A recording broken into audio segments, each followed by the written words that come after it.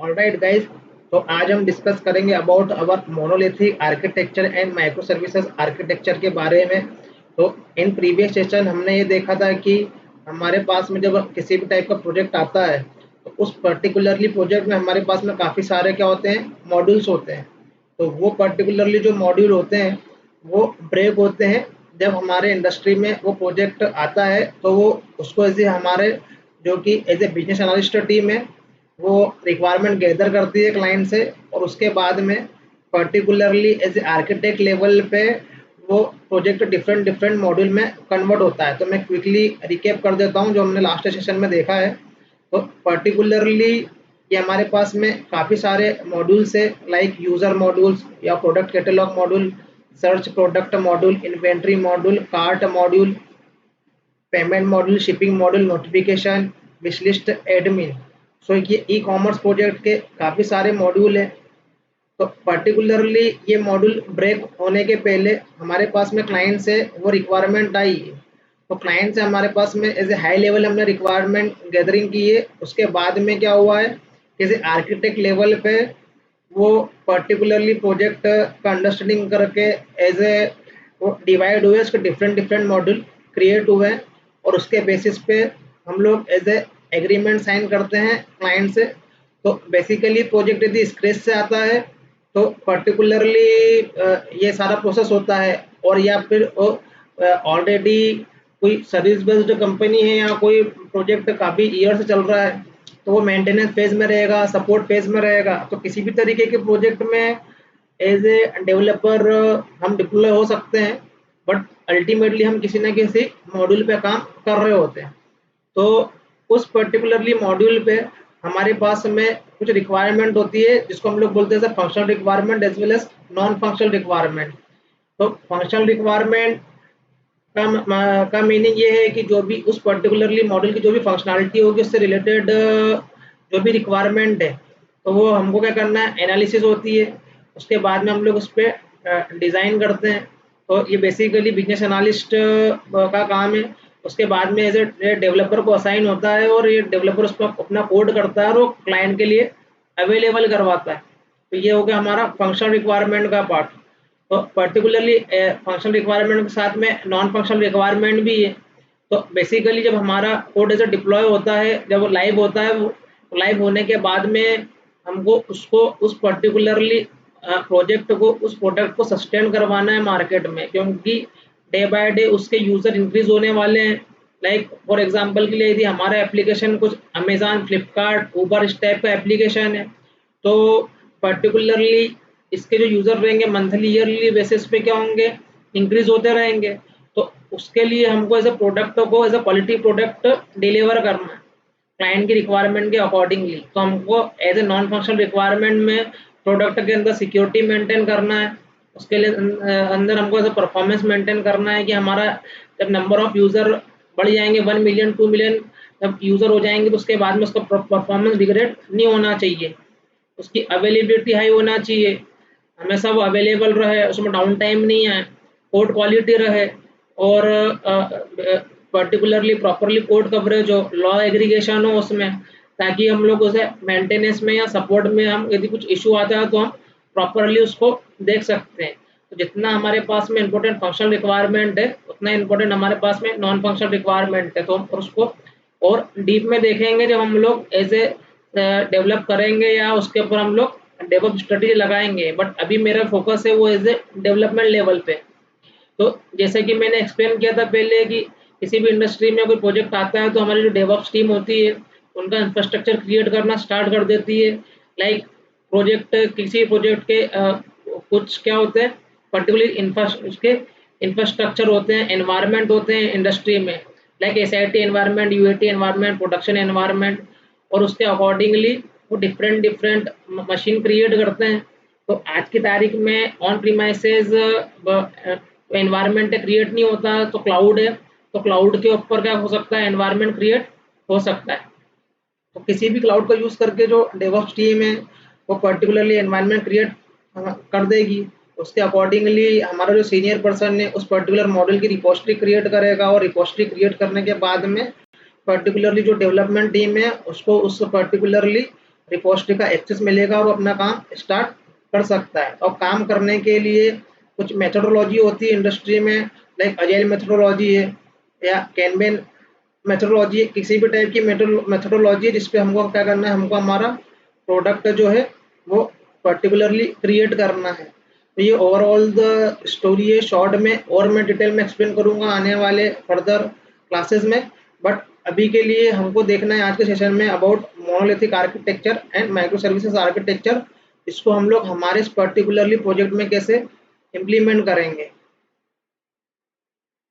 तो basically as a monolithic architecture और micro services architecture ये क्यों जरूरी है।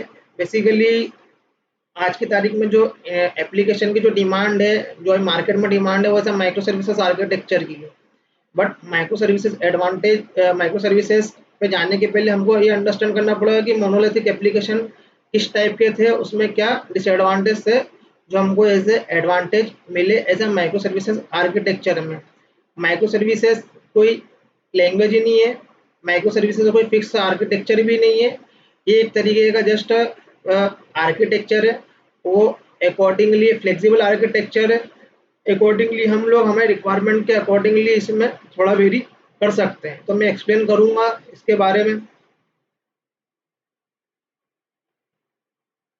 तो फर्स्ट पहले जो हमने कुछ मॉड्यूल क्रिएट किए थे, तो हमने यहाँ पर प्रीवियसली कुछ मॉड्यूल क्रिएट किए थे।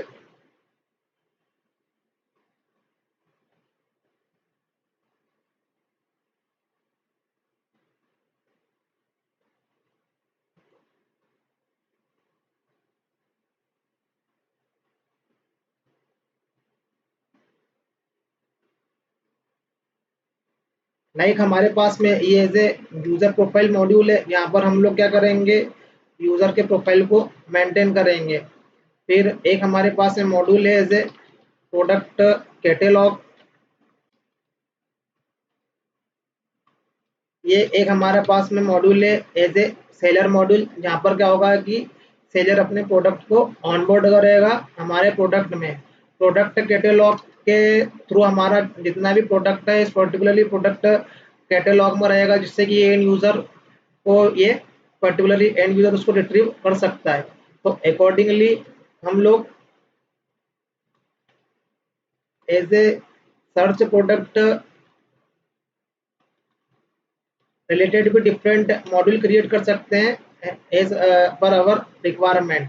बट अभी हम लोग प्रोडक्ट कैटेलॉग मॉड्यूल देखेंगे, बाद में हम लोग सर्च मॉड्यूल क्रिएट करेंगे अकॉर्डिंगली, क्योंकि हमको सर्चिंग के लिए काफ़ी सारे उसके अंदर एल्गोरिथम या टूल्स यूज़ करना पड़ेंगे। तब हम उस पर्टिकुलरली मॉड्यूल को क्रिएट करेंगे। बट अभी के लिए प्रोडक्ट कैटेलॉग ठीक है। फिर इस प्रोडक्ट कैटेलॉग के बाद में जैसे हमारा प्रोडक्ट ऑनबोर्ड होगा, तो इसकी क्या होगी, ये इन्वेंटरी अपडेट होगी।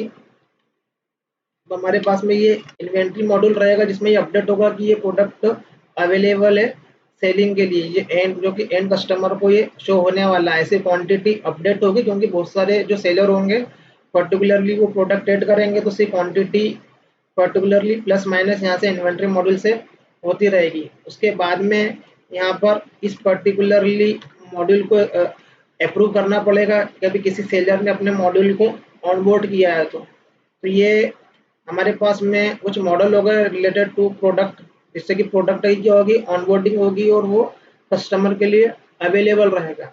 जैसे ही कस्टमर के लिए अवेलेबल रहेगा, उसके बाद में क्या करेगा, कस्टमर पर्टिकुलरली प्रोडक्ट को ऐड करेगा अपने कार्ट, उस पर ऑर्डर परफॉर्म करेगा, उस पर वो पेमेंट करेगा।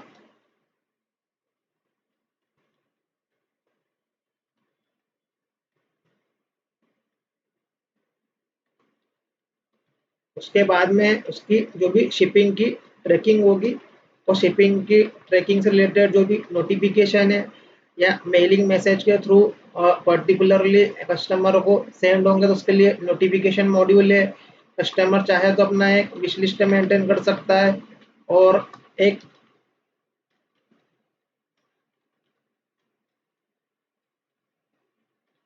Recommendation service. तो और भी अलग अलग हम लोग अकॉर्डिंगली और अलग अलग सर्विस क्रिएट कर सकते हैं। जैसे कि ई कॉमर्स प्रोजेक्ट में लगते हैं, तो बेसिकली क्या होता है, काफ़ी सारी मॉड्यूल्स एक एक ई कॉमर्स प्रोडक्ट में हो सकते हैं या किसी भी टाइप के प्रोडक्ट में हो सकते हैं। तो सबसे पहले हमको प्रोजेक्ट को ब्रेक करना पड़ता है डिफरेंट डिफरेंट मॉड्यूल के फॉर्मेट में, जिससे कि एक प्रोजेक्ट में क्लियरिटी रहती है और एक अंडरस्टैंडिंग रहती है। तो पर्टिकुलरली ये हमारा जो प्रोजेक्ट के हमने क्या करें, डिफरेंट डिफरेंट मॉड्यूल्स में उसको ब्रेक कर लिया है। तो इस पर्टिकुलरली मॉड्यूल पे जब हमारा एज ए डेवलपर अपना डेवलपमेंट स्टार्ट करता है, तो पर्टिकुलरली डेवलपमेंट स्टार्ट करने के पहले हमको जब हम लोग रियल टाइम में अपने प्रोजेक्ट को डेवलपमेंट करते हैं, तो हमको पहले कुछ उसके डेवलपमेंट के पहले कुछ सोचना पड़ता है कि हम लोग पर्टिकुलरली प्रोडक्ट को कैसे राइट करते हैं, उसको सोर्स कोड कैसे राइट करते हैं। तो हम as a full stack developer हमारे पास में टेक्नोलॉजी नॉलेज है,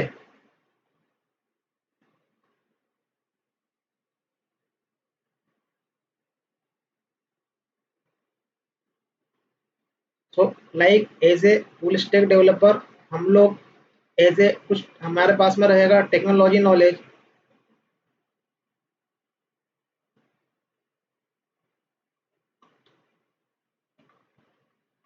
हमारे पास में टेक्नोलॉजी नॉलेज रहेगा जे टू ए सी से related, J two double E से रिलेटेड। तो J two A C that means जो हमारी जनरल लैंग्वेज में हम लोग क्या बोलते हैं, जैसे कोर जावा बोलते हैं, बट ये एज ए पॉलिश्ड टाइप का वर्ड है, ये जो हमारे हम लोग नॉर्मल लैंग्वेज में बोलते हैं कोर जावा एंड एडवांस जावा। तो बेसिकली ये जे टू ए सी टेक्नोलॉजी है जो कि हमारे पास में से सन माइक्रो सिस्टम से हमको मिला है, J two A C technology. Similarly हमारे पास में क्या है कि J two double E technology है, जिसकी हेल्प से हम लोग क्या करते हैं, एंटरप्राइज एप्लीकेशन क्रिएट करते हैं। सो जेडीबीसी या सर्वलेट वेब सर्विसेज।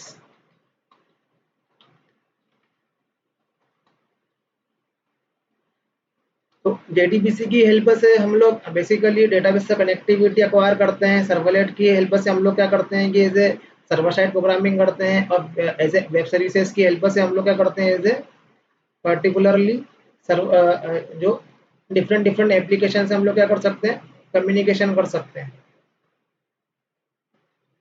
तो जब हम लोग किसी भी तरीके की टेक्नोलॉजी का हमारे पास में नॉलेज है, तो पर्टिकुलरली जब हम लोग कोडिंग करना स्टार्ट करते हैं, तो सबसे पहले हमको सोचना पड़ता है प्रोजेक्ट के लेयरिंग आर्किटेक्चर के बारे में। तो ये हमने टेक्नोलॉजी लर्न करी और एक प्रोजेक्ट पे काम करना स्टार्ट किया। तो बेसिकली हम लोग टेक्नोलॉजी पे प्रोजेक्ट लर्न करते हैं या टेक्नोलॉजी पे प्रोडक्ट डेवलप करते हैं, तो हमको सबसे पहले उस प्रोजेक्ट को हमको लेयरिंग के फॉर्मेट में अपना थॉट प्रोसेस में सोचना पड़ता है। तो जनरली किसी भी प्रोजेक्ट में हमारे पास में कुछ लेयर्स होती है।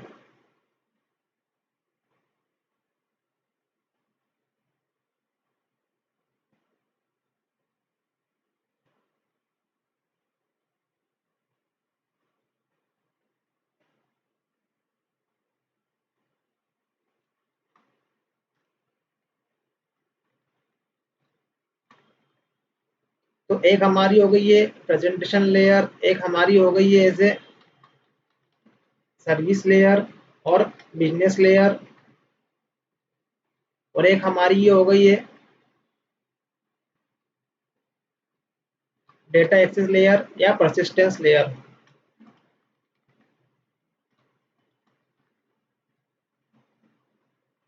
तो हमने जो भी हमारा टेक्नोलॉजी लर्न किया है as a backend side J two S C J two W technology, but हम उसको रियल टाइम प्रोजेक्ट में जब क्रिएट करते हैं, तो हमको एज ए प्रोजेक्ट को पहले लेयर के फॉर्मेट में सोचना पड़ता है, फिर हमारे सोर्स कोड को हमको कन्वर्ट करना पड़ता है अकॉर्डिंगली।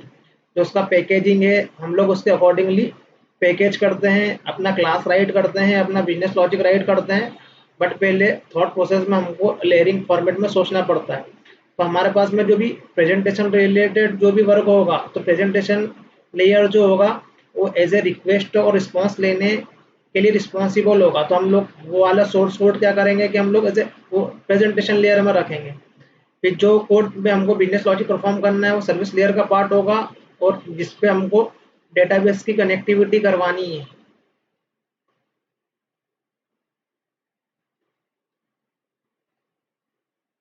तो वो पर्टिकुलरली वाला जो कोड होगा जो कि डेटाबेस से इंटरेक्ट करेगा,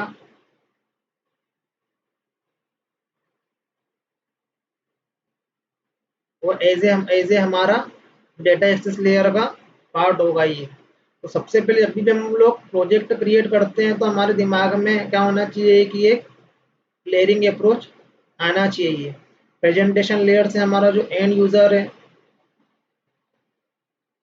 लाइक ये हमारा सिस्टम है या हमारा पर्टिकुलरली यूज़र का ये सिस्टम है, उस पर ब्राउज़र है, तो वो क्या कर रहा है कि ब्राउज़र से इस पर्टिकुलरली एप्लीकेशन के इस लेयर को कॉल कर रहा है, रिक्वेस्ट कर रहा है, और वो क्या कर रहा है, रिस्पॉन्स ले रहा है वहाँ से।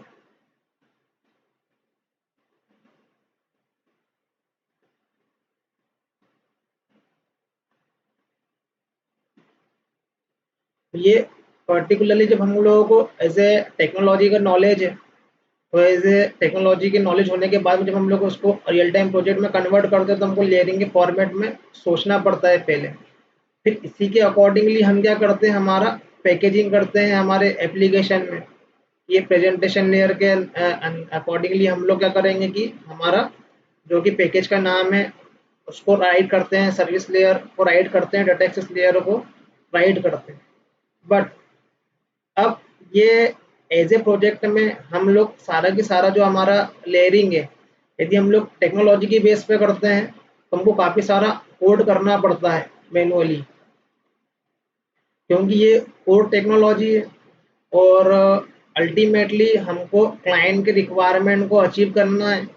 और आज की तारीख में डिलीवरी जो क्लाइंट को डिलीवरी की जो डिमांड है वो काफ़ी फास्ट है, क्लाइंट को बहुत फास्ट उनका जो रिक्वायरमेंट फुलफिल होना चाहिए, उनके प्रोडक्ट की डिलीवरी बहुत फास्ट होना चाहिए।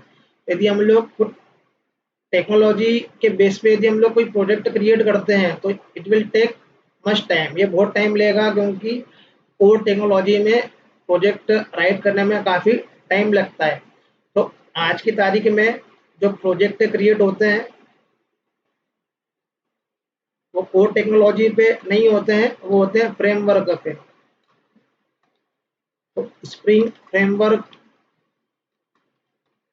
तो हम लोग जैसे जावा डेवलपर तो हम लोग स्प्रिंग फ्रेमवर्क के बारे में जानते हैं। फिर एज ए डेटाबेस के लेवल पे हमारे पास में से हाइबरनेट है, ओआरएम टूल है। तो यदि हम लोग हमारे प्रोजेक्ट को किसी टेक्नोलॉजी में राइट करते हैं, टेक्नोलॉजी में बिल्ड करते हैं, तो उसमें काफ़ी हमको एफर्ट लगाने पड़ेंगे। लेकिन यदि हम कोई फ्रेमवर्क का यूज़ करते हैं तो फ्रेमवर्क में ऑलरेडी काफ़ी सारा जो कोड होता है वो पहले से होता है, जस्ट हमको हमारा बिजनेस लॉजिक राइट करना पड़ता है।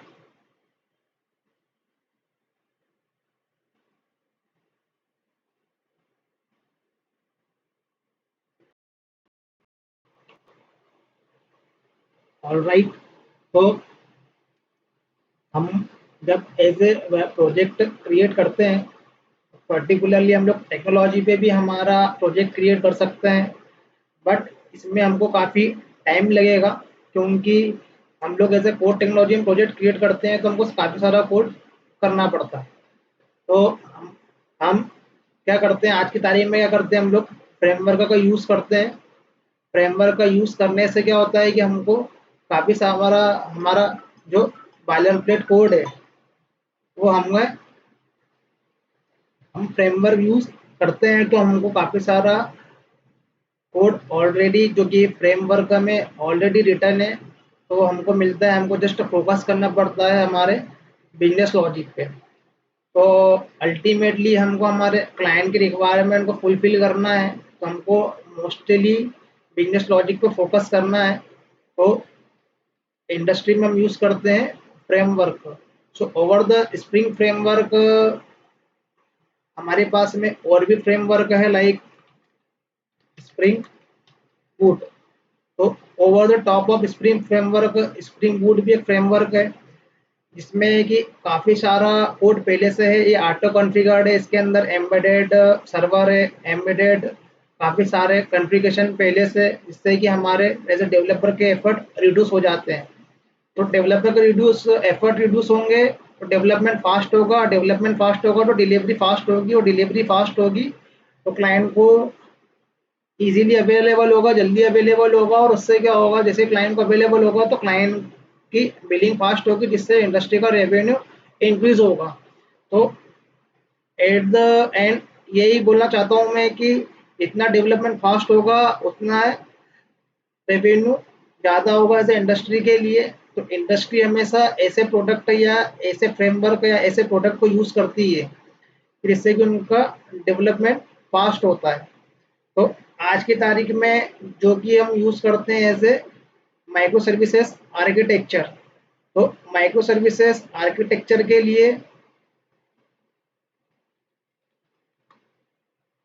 स्प्रिंग का एक और एडवांस फ्रेमवर्क है, spring cloud with micro services.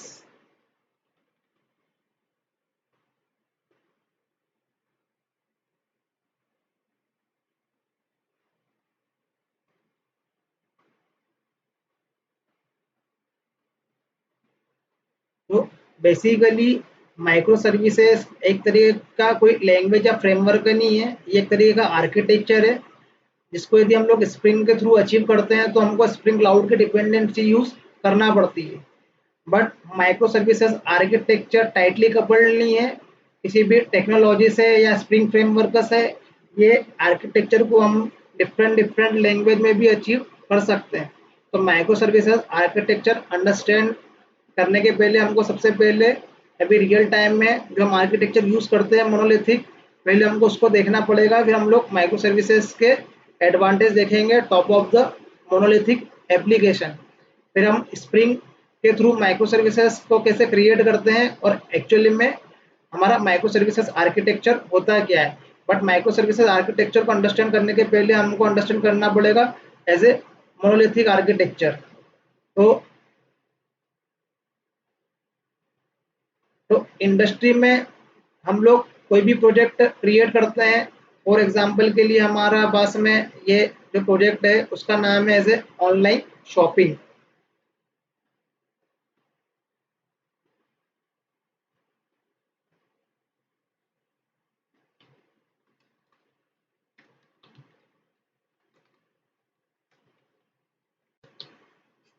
Like ये हमारा ऑनलाइन शॉपिंग का जो प्रोजेक्ट है, हम लोग इसको यहाँ पर क्या कर रहे हैं, क्रिएट कर रहे हैं, जिसके अंदर हमारे पास में काफ़ी सारे मॉड्यूल्स है। लाइक हमारा यूज़र प्रोफाइल मॉड्यूल है, हमारा पर्टिकुलरली सेलर का मॉड्यूल है, प्रोडक्ट कैटलॉग का मॉड्यूल है, इन्वेंट्री का मॉड्यूल है, पर्टिकुलरली कार्ड का मॉड्यूल है। तो हमारे पास में काफ़ी सारे मॉड्यूल है।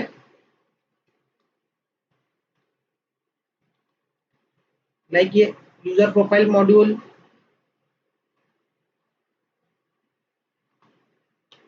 सेलर मॉड्यूल,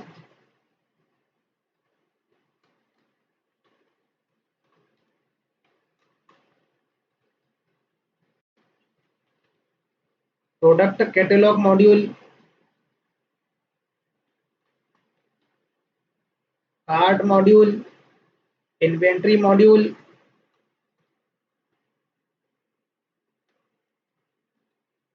तो हमारे पास में क्या है, ऐसे डिफरेंट डिफरेंट काफ़ी सारे मॉड्यूल्स है।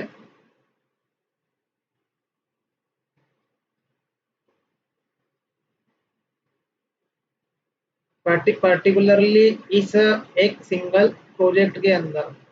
तो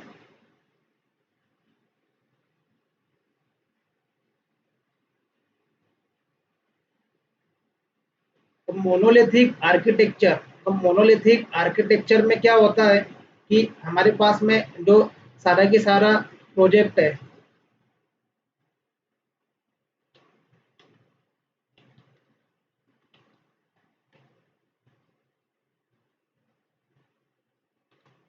इस पर्टिकुलरली मोनोलिथिक आर्किटेक्चर में हमारे पास में जो एंटायर प्रोजेक्ट है वो उसके सारे मॉड्यूल क्या होते हैं, एक सारे के सारे मॉड्यूल जो होते हैं एक सिंगल एप्लीकेशन में होते हैं।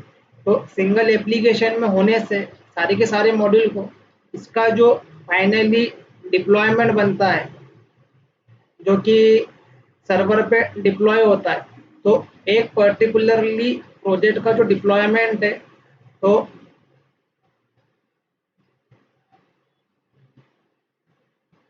फाइनली इसका जो डिप्लॉयमेंट या जो बिल्ड क्रिएट होगा, जिसको कि हम लोग जैसे जावा डेवलपर है तो हम लोग जानते हैं कि हमारा जो बिल्ड है वो in the form of war file. तो ये जो वॉर फाइल है वो सर्वर पे डिप्लॉय होगी, और इतने सारे जो मॉड्यूल है वो एंटायर मॉड्यूल एक ही बार में क्या होंगे, सर्वर पे डिप्लॉय होंगे। तो इस टाइप की एप्लीकेशन को हम लोग बोलते हैं एज ए मोनोलिथिक एप्लीकेशन, जहाँ पर सारे के सारे जो मॉड्यूल है उसका एक सिंगल बिल्ड बनता है और वो क्या होता है, सर्वर पर डिप्लॉय होता है। तो पर्टिकुलरली एज ए डेवलपर हम लोग इंडस्ट्री में किसी ना किसी मॉड्यूल पे वर्क कर रहे होते हैं, तो हमको इस सारे के सारे मॉड्यूल का जो कि सोर्स कोड है, इसका जो कि हमको रिपोस्ट्री है, उसको हमको क्लोन करना पड़ता है हमारे लोकल सिस्टम पे।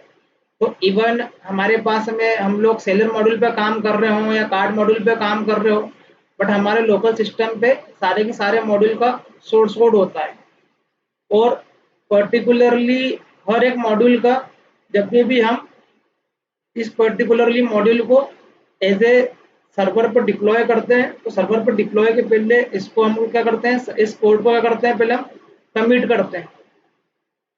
तो इस कोड को कमिट करने के बाद में जब भी इस कोड का बिल्ड जनरेट होता है, तो हर हर सारे के सारे मॉड्यूल के करस्पॉन्डिंगली यहाँ पर आर्टिफैक्ट जनरेट होता है। Artifact nothing but jar file, industry के लैंग्वेज में हम लोग उसको बोलते हैं एज ए आर्टिफैक्ट। तो पर्टिकुलरली मॉड्यूल के डिफरेंट डिफरेंट आर्टिफैक्ट जनरेट होंगे, जिसको हम लोग बोलते हैं एज ए जार फाइल। और ये जो पर्टिकुलरली जो सारे मॉड्यूल का जो आर्टिफैक्ट है वो जाके यहाँ पर एक हमारे पास में एक रिपोजिटरी होती है जो कि आर्टिफैक्ट मैनेज करती है, तो इसको हम लोग बोलते हैं एज ए जेफ्रॉग रिपोजिटरी। तो जैसा कि हम लोग जब हम कॉलेज में वर्क करते हैं या कॉलेज टाइम पे कोई प्रोजेक्ट करते हैं, एज इंटरनल में कोई प्रोजेक्ट करते हैं, तो हम लोग एक सिंपली प्रोजेक्ट बनाते हैं लाइक स्टूडेंट मैनेजमेंट या एम्प्लॉय मैनेजमेंट। तो एक छोटा सा प्रोजेक्ट होता है जिसके अंदर की कुछ क्रूड ऑपरेशन टाइप के बेसिक ऑपरेशन रहते हैं, बट रियल टाइम पे ऐसा नहीं होता। रियल टाइम में काफ़ी सारे मॉड्यूल्स होते हैं, और उस पर्टिकुलरली मॉड्यूल पे क्या होती है कि डिफरेंट डिफरेंट टीम वर्क करती है, और डिफरेंट डिफरेंट टीम वर्क जो करती है, तो उस पर्टिकुलरली उनके वर्क का जो ही मॉड्यूल है उसका एक आर्टिफैक्ट जनरेट होता है। और वो आर्टिफैक्ट जो है उसके पर्टिकुलरली हमारे पास में जो रिपोजिटरी है उस पर्टिकुलर मॉड्यूल की, तो वो एज ए जेफ्रॉग रिपोजिटरी या नेक्सस रिपोजिटरी में वो सारे के सारे जो आर्टिफैक्ट है वो ऐसे अपलोड होते हैं, और उन पर्टिकुलरली आर्टिफैक्ट का यूज होता है एज ए बिल्ड क्रिएट करने में होता है। तो जब बिल्ड क्रिएट होता है तो वो आर्टिफैक्ट सारे के सारे इस पर्टिकुलरली वॉर फाइल में आते हैं। और जब हम लोग लोकली भी सेटअप करते हैं हमारे प्रोजेक्ट को, तो उस कंडीशन में भी सारे के सारे जो आर्टिफैक्ट है हमारे एज ए डेवलपर के लोकल सिस्टम पे वो डाउनलोड हो जाते हैं मेवन की रिपोजिटरी में, जहाँ भी हमने रिपोजिटरी का पाथ दिया हुआ है। तो पर्टिकुलरली हमारा प्रोजेक्ट हमारे लोकल पे रन करता है। तो हम किसी मॉड्यूल पे काम कर रहे हो एज ए डेवलपर लोकली, हमारे सिस्टम में हमारे लोकल में हमारे पास में सारा सोर्स कोड भी है और उससे करस्पॉन्डिंग आर्टिफैक्ट भी है। तो कोई इंडस्ट्री ज्वाइन करोगे और उसके अंदर कोई मेवन का प्रोजेक्ट हम लोग क्रिएट करते हैं, तो मेवन में हम लोग हमारे जो कि रिपोजिटरी है जेफ्रॉग रिपोजिटरी का, उसके अंदर लोकेशन डालते हैं लोकल रिपोजिटरी का इंडस्ट्री की, ताकि जो भी हमारे प्रोजेक्ट को रन करने के लिए नेसेसरी आर्टिफैक्ट होते हैं वो डाउनलोड हो जाए। तो इस टाइप के प्रोजेक्ट को हम लोग बोलते हैं जैसे मोनोलिथिक प्रोजेक्ट। और इस पर्टिकुलरली मोनोलिथिक प्रोजेक्ट को क्रिएट करने के लिए हम यूज करते हैं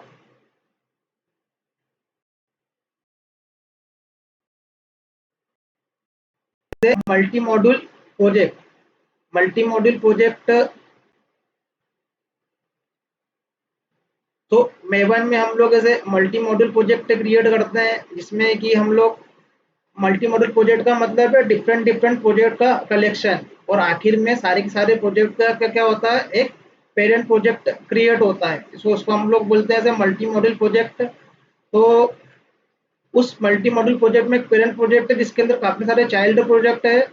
जब हम लोग उस मल्टी मॉडल प्रोजेक्ट का फाइनल बिल्ड बनाते हैं तो वो collection of all child build, उस जितने भी उसके चाइल्ड है उसका पर्टिकुलरली पहले बिल्ड क्रिएट होता है, फिर वो पर्टिकुलरली उसके बिल्ड होने के बाद में हमारा एक फाइनल बिल्ड क्रिएट होता है, हमारा बॉल पे जनरेट होता है। जब हम हमारा डिप्लॉयमेंट हमारा एज ए वेब सर्वर पे है और या वो एप्लीकेशन सर्वर पे, तो हम लोग बिल्ड EAR भी हो सकता है, तो डिपेंड करता है सर्वर पे। But ultimately as a monolithic application हमारे पास में सारा के सारा जो बिल्ड है वो एक ही बार में सर्वर पे डिप्लॉय होता है। तो ऐसे आर्किटेक्चर को हम लोग बोलते हैं एज मोनोलिथिक आर्किटेक्चर। तो पर्टिकुलरली जो हमारा लेयरिंग का जो अप्रोच है, like presentation layer, service layer, data access layer, तो ईच एंड एवरी मॉड्यूल पे हमको ये लेयर क्रिएट करनी है। और इस लेयर को क्रिएट करने के बाद में पर्टिकुलरली हमको हमारा डेवलपमेंट करना है। तो जो भी हमने हमारी लेयर ऐसे दिमाग में सोची है, जब हम उसको प्रैक्टिकली ऐसा कोडिंग में करते हैं तो मैं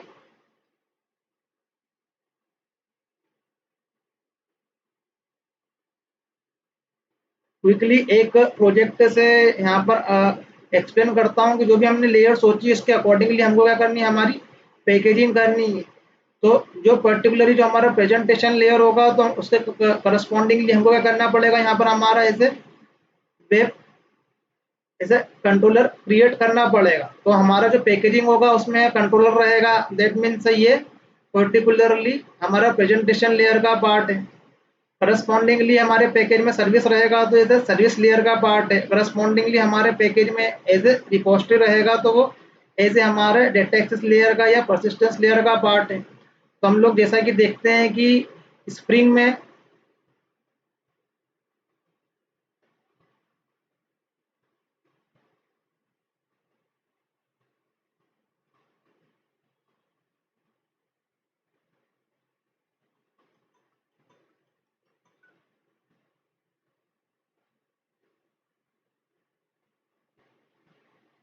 स्प्रिंग में कुछ एनोटेशन होते हैं, लाइक ये rest controller annotation, like our service annotation. तो ये उस पर्टिकुलर उस क्लास की या उस पर्टिकुलर पैकेज की रिस्पॉन्सिबिलिटी को शो करते हैं।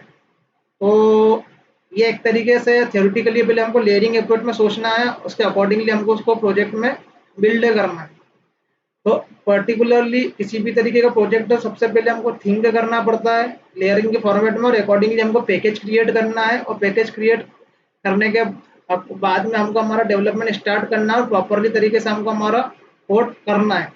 तो बिफोर स्टार्टिंग एनी कोड हमको क्या होना चाहिए, कोड टेक्नोलॉजी का नॉलेज होना चाहिए, जिससे कि हम लोग हमारा बिजनेस लॉजिक अच्छे से राइट कर सके प्रॉपरली तरीके से। फंडामेंटल क्लियर होना चाहिए बिजनेस लॉजिक राइट करने के लिए, हमको फ्रेमवर्क का नॉलेज होना चाहिए। फिर एज ए आर्किटेक्चर लेवल पे कैसे मोनोलिथिक आर्किटेक्चर होता है उसके साथ में हमें प्रॉपरली नॉलेज होना चाहिए एज ए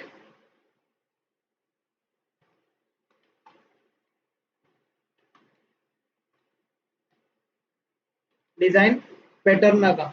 तो बेसिकली डिज़ाइन पैटर्न की हेल्प से हम लोग हमारे प्रोजेक्ट को प्रॉपरली तरीके से हम लोग क्या करते हैं, क्रिएट करते हैं।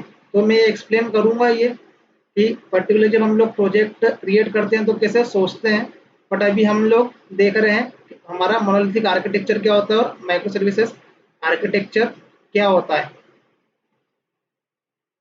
तो पर्टिकुलरली इस मोनोलिथिक आर्किटेक्चर में हमारे सारे के सारे जो मॉड्यूल है वो एक सिंगल एप्लीकेशन में है, और उसका जो एक फाइनल बिल्ड बनेगा तो सारे के सारे मॉड्यूल का क्या होगा, एक फाइनल बिल्ड बनता है। तो सारे के सारे मॉड्यूल को एक साथ होने से इस बिल्ड का साइज बढ़ जाता है, और सारे के सारे मॉड्यूल साथ में होने से जब भी हम लोग CI/CD परफॉर्म करते हैं इस पर्टिकुलरली प्रोजेक्ट पे, तो मैं क्विकली मेंशन करता हूँ इस पे क्या कैसा हमारा CI/CD प्रोसेस रहता है।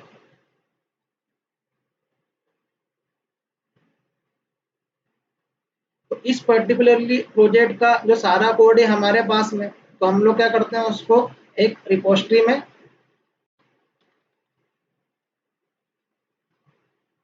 अपना जो कोड है वो पर्टिकुलर रिपोजिटरी में उसको कमिट करते हैं।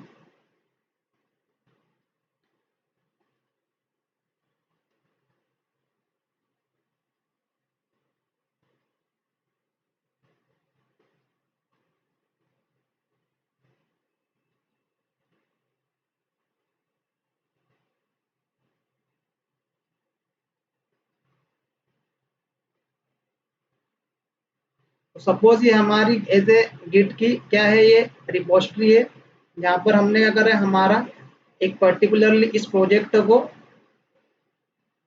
हमने हमारा सारा की सारा कोड को यहाँ पर कमिट किया हुआ है।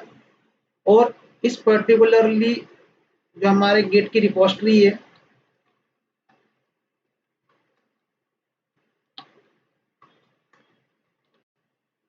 मैं वैसे एक्सप्लेन कर रहा हूँ जैसा इंडस्ट्री में वर्क होता है। तो एज ए डेवलपर हमारे कोड को क्या करेंगे, रिपोजिटरी में हमारे कोड को कमिट कर देंगे।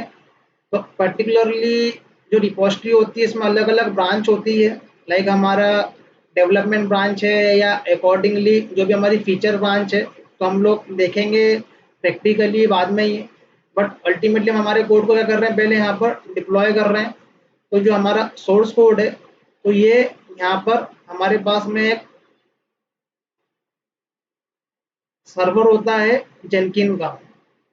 तो ये पर्टिकुलरली क्या करता है, जो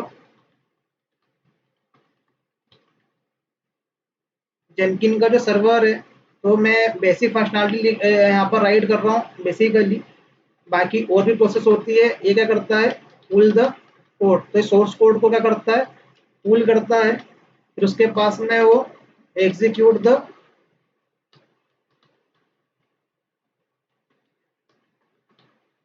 यूनिट टेस्ट केसेस। तो उस पर्टिकुलर प्रोडक्ट में जितने भी यूनिट टेस्ट केसेस है वो उसको एग्जीक्यूट करता है। फिर उसके यूनिट टेस्ट केसेस एग्जीक्यूट करने के बाद में जो उसका वो कोड कवरेज रिपोर्ट है या कुछ उसकी पर्टिकुलरली स्टैटिक कोड की टेस्टिंग उसके रिलेटेड जो यहाँ पर रिपोर्ट है, तो वो जनरेट करता है। यदि सब कुछ प्रॉपर है तो ये उसका क्या करेगा, बिल्ड जनरेट करेगा। अदरवाइज इसका बिल्ड फेल हो जाएगा। ये तो जैसा इंडस्ट्री में एक्चुअली में इस तरीके से होता है, बट अल्टीमेटली हमको क्या करना है कि बिल्ड क्रिएट करना है। तो pull the code execute the unit test cases and build the application. जब इसका क्या होगा कि जब बिल्ड जनरेट होगा तो काफी सारे उसके अंदर जिस जिस आर्टिफैक्ट में चेंजेस परफॉर्म हुए हैं, तो पर्टिकुलरली ये उसका क्या करेगा, ये बिल्ड क्रिएट करेगा, आर्टिफैक्ट क्रिएट करेगा और इसको क्या करेगा, अपलोड करेगा लेटेस्ट बिल्ड को जेफ्रॉग की रिपोजिटरी में।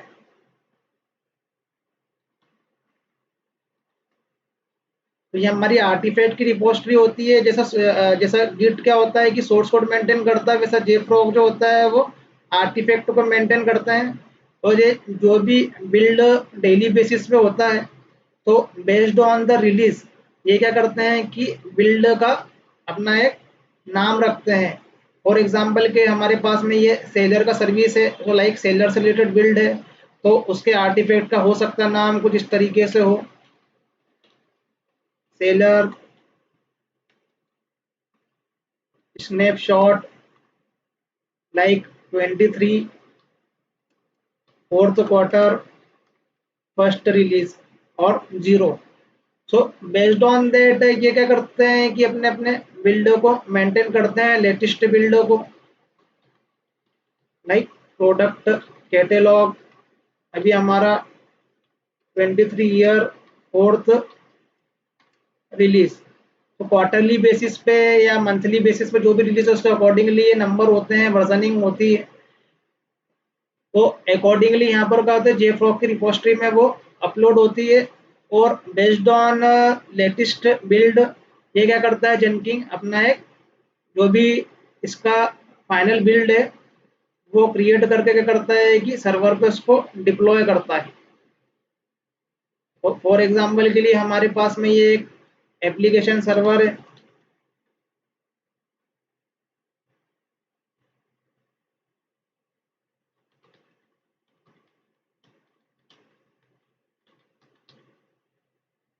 तो ये क्या करेगा, यहाँ पर क्या होगा कि सर्वर पे उसको वो डिप्लॉय कर देगा, और जो कि फिर उसके बाद में हमारे पास में जो ये वॉर है,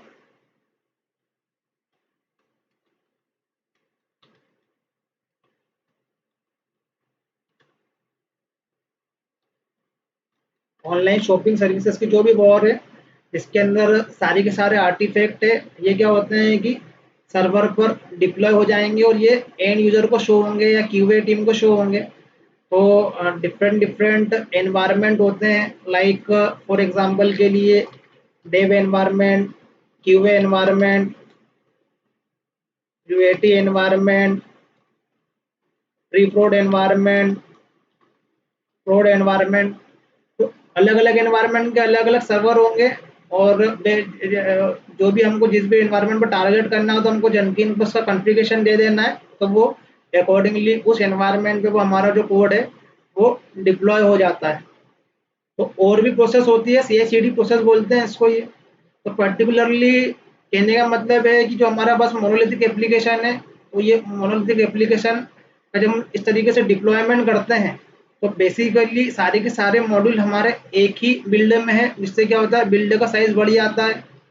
तो ये इसका ड्रॉबैक है पहला, कि मोनोलिथिक एप्लीकेशन में काफ़ी सारे मॉड्यूल एक साथ में होने से बिल्ड का जो साइज होता है काफ़ी बड़ा होता है, जिससे उसका जो बिल्ड बनने का जो प्रोसेस है और डिप्लॉयमेंट होने का जो प्रोसेस है उसमें टाइम लगता है। फिर यदि कोई इशू हमारे पास में आ गया यहाँ पर किसी भी मॉड्यूल में, तो हमको सारे के सारा जो दूसरे मॉड्यूल है हमको सर्वर को क्या करना पड़ेगा, डाउन करना पड़ेगा, और उनको वेरीफाई करना पड़ेगा किसमें इशू, और रीडिप्लॉय करना पड़ेगा। तो एक सिंगल पॉइंट ऑफ फेलियर है, यदि कहीं पे भी हमारा फेलियर होता है तो हमको उसको रीडिप्लॉय करने के लिए हमारे पास में क्या होगा कि डाउन टाइम आएगा, हमको एंटायर सर्वर फिर से डाउन करना पड़ेगा उस पर्टिकुलरली किसी मॉड्यूल के इशू के लिए। तो एक केस का यह ड्रॉबैक है।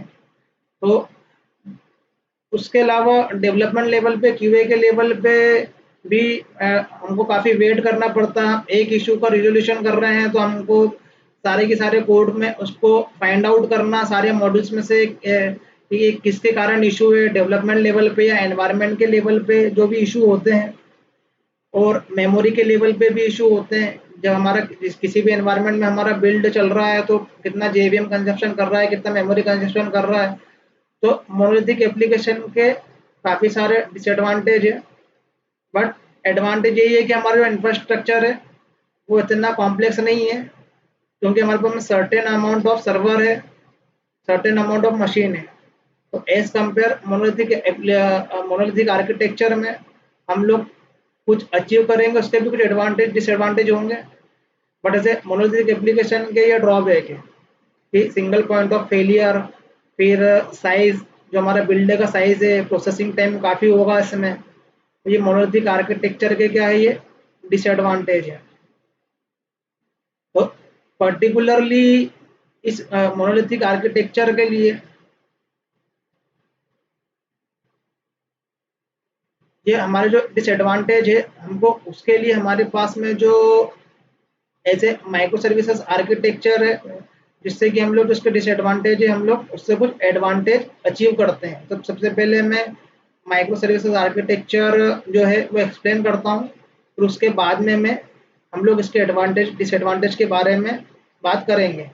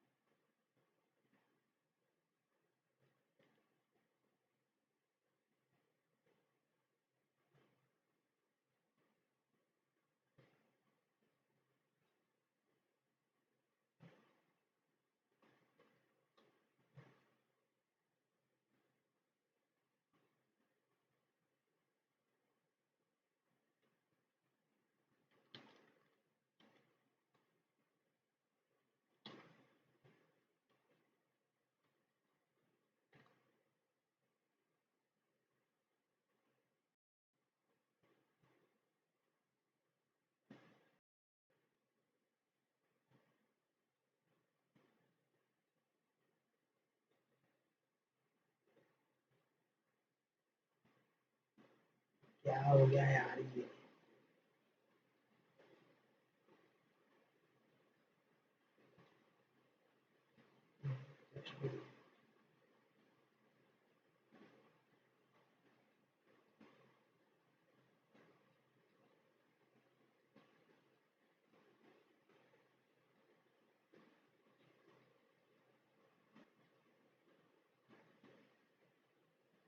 तो माइक्रो सर्विसेज आर्किटेक्चर के बारे में हम लोग देखते हैं, तो माइक्रो सर्विसेज आर्किटेक्चर क्या होता है कि बेसिकली माइक्रो सर्विसेज आर्किटेक्चर कुछ फिक्स कोई लैंग्वेज नहीं है, और माइक्रो सर्विसेज आर्किटेक्चर कुछ फिक्स भी नहीं है कि ऐसा ही होना चाहिए। बट माइक्रो सर्विसेज एक तरीके से ये एक उस आर्किटेक्चर को अचीव करने के लिए सबसे पहले हमको माइक्रो सर्विसेज के प्रिंसिपल को अंडरस्टैंड करना पड़ता है। तो माइक्रो सर्विसेज आर्किटेक्चर बेसिकली ये बोलता है कि हमारे पास में जितने भी मॉड्यूल थे, लाइक यूजर का मॉड्यूल जो है, सेलर का मॉड्यूल है, तो हमको ये उसका एक हमको सिंगल डिप्लॉयमेंट क्रिएट नहीं करना है, हमको सारा के सारा as a independent unit, independent deployment होना चाहिए। तो जो हमारा एज ए यूजर प्रोफाइल है, जो हमारा एज ए सेलर का सर्विसेज है, जो हमारा एज ए ऑर्डर का सर्विसेज है, या पर्टिकुलरली इन्वेंट्री का सर्विसेज है,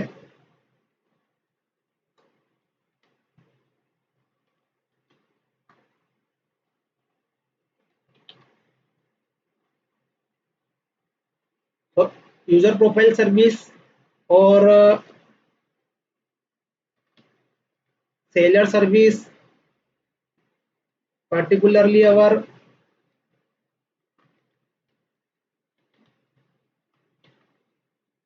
प्रोडक्ट कैटलॉग सर्विस, तो हमारे पास में जितने ही मॉड्यूल है, तो ये क्या होना चाहिए कि डिफरेंट डिफरेंट अलग अलग इंडिपेंडेंट यूनिट अलग अलग सर्वर पे डिप्लॉय होना चाहिए। तो इस तरीके के रिक्वायरमेंट को अचीव करने के लिए हम बेसिकली जो भी आर्किटेक्चर फॉलो करते हैं उसको हम लोग बोलते हैं as a micro services architecture.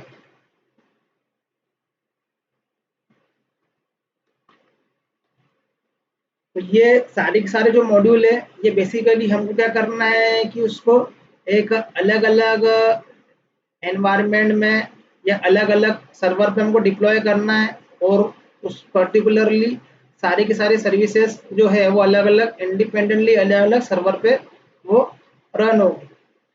तो ऐसी रिक्वायरमेंट को अचीव करने के लिए हमको जो फॉलो करना है वो माइक्रो सर्विसेज आर्किटेक्चर फॉलो करना है। बट माइक्रो सर्विसेज आर्किटेक्चर के लिए सबसे पहले हमको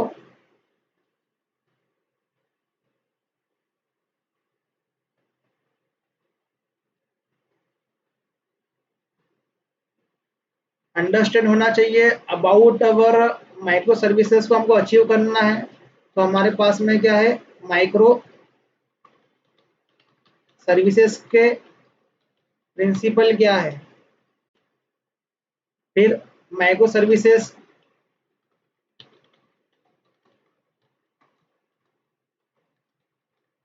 के design pattern and micro services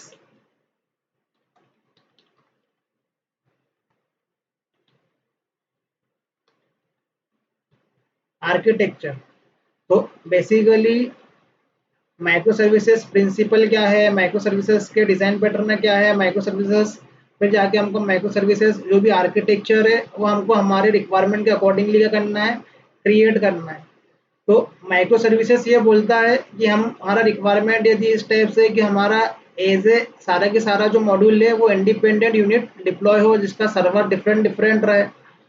तो इस तरीके का हमको सिस्टम क्रिएट करने के लिए जो हमारे पास में चैलेंजेस होते हैं काफ़ी सारे, तो वो चैलेंजेस को अचीव करने के लिए हमको ये सारे प्रिंसिपल डिज़ाइन पैटर्न और फॉलो करना, उसके अकॉर्डिंगली हमको हमारे आर्किटेक्चर है वो क्रिएट करना है। डिपेंड करता है हमारी रिक्वायरमेंट पर, माइक्रो सर्विसेज का कोई फिक्स आर्किटेक्चर नहीं है। तो मैं पहले क्विकली एक्सप्लेन करता हूँ अबाउट अवर माइक्रो सर्विसेज